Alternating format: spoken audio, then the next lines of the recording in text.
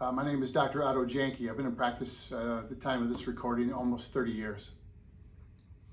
I'm a firm believer that it's the wins that distinguish us, but it's actually our losses. It's our losses that bring us together, that unite us. And I'm going to tell you about one of those. In 2005, my mom passed away. I'm going to go back to 2003 when she was diagnosed with idiopathic pulmonary fibrosis. Idiopathic, don't know why. Pulmonary, lung, fibrosis, scar tissue. She was diagnosed in 2003 with idiopathic pulmonary fibrosis, and it typically has a 2-year run. It has a 100% mortality rate. You will die of this. She was a woman who taught me independence, who taught me to think for myself, to act for myself. Even if everybody else is going that way and you want to go that way, then you go that way. She taught me that. Forever grateful. And on one late spring morning, the gray skies of upstate New York, I went to my parents' house for brunch. And there had been an informal group meeting on Saturdays at my parents' house. And essentially it was people coming to say goodbye. And on this Saturday, after we'd had lunch and Mom got up from her chair in the kitchen while tethered to an oxygen tank. She got from her chair, was going to go to her other chair in the living room. Now this is 15 steps that you and I take, we don't even think about. We get up and we just go. Mom had to stop 2 or 3 times during that journey, 15 steps to her lounger. She had to stop to catch her breath. And by the time she got to the chair and she slumped down, she was gasping. Something that you and I don't even think about doing, we just go and do, but it was like, as if she had just run a 10-mile race. She gave me the Pope wave. That's what we call it, the Pope wave. She gave me the Pope wave and said, "Call the priest." And I said, "What? Call the priest? Are we on a stopwatch? Are we on a calendar? What are we? Call him." Okay. I sat at there's her little stool right there. And while she's still catching her breath, she said 6 words which had a profound impact upon me, and still has. Those 6 words, as she's still gasping, still catching her breath, those 6 words are, "Without your health,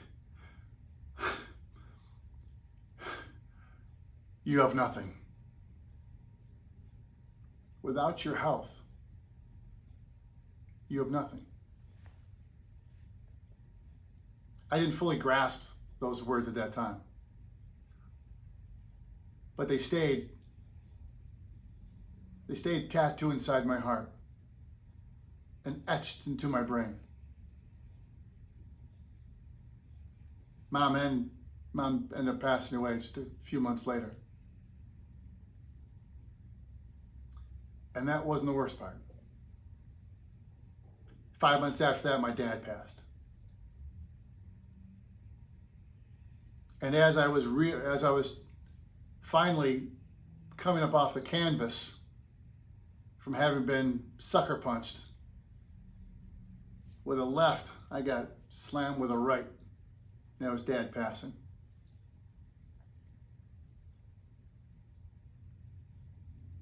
And you don't know how deep of a hole you're in sometimes until you get out of the hole. As you can imagine, after that, I went into a depression. I didn't know it.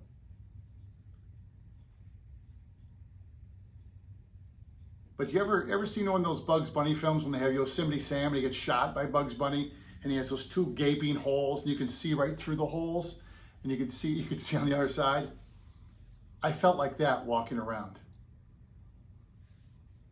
And I felt like you could see every single nerve ending inside me. It was frazzled, sparking off. Bzz, bzz. I felt like that. I felt exposed. I felt vulnerable. I felt like you could see right through me. And I was like that for months. And then one evening, one night, I'm asleep, and my mom comes to me in my sleep. Now, if you knew my mom, she was a 5'0" Italian woman who, again, very independent, told you like it was. She comes to me in my dream, in my sleep, and I dream vividly. I dream nearly every night, sometimes a couple times a night. Mom comes to me and says, snap out of it. You're not doing anybody good by being like this, so snap out of it. I rise right out of bed.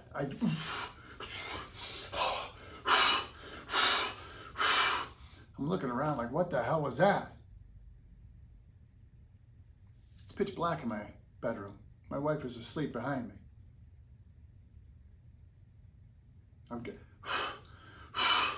I'm trying to just understand what the heck just happened. I realized it was Mom coming to me. I took it all in,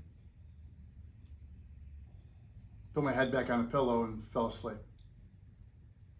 As I woke up the next morning and got ready for work, I was downstairs, put on my jacket. My wife was getting ready. And we've never talked about me being depressed. She stood right beside me, cared for me, watched out for me, and loved me. But we never talked about depression. And I looked at her and I said, I'm not going to be depressed anymore. And she looks at me and says, okay, why is that? I said, Mom came to me last night in a dream. She told me to snap out of it. Just snap out of it. I'm not doing anybody good by being like this, so snap out of it. My wife starts crying. I start crying. She says, well, that was your mom. I said, yeah. I said, give me a day or two. I'll be back in the game. I'll be back. And so it took me a day or two to process it all, get my nerves, get my emotions back again. And there's not a day that I don't miss them both. I don't think about them both every single day. But if you think you're going to get out of this game without having some ups and downs, you're just wrong. Because it's called life. And again, we celebrate our wins, but it's our losses that bring us together, that unite us even more.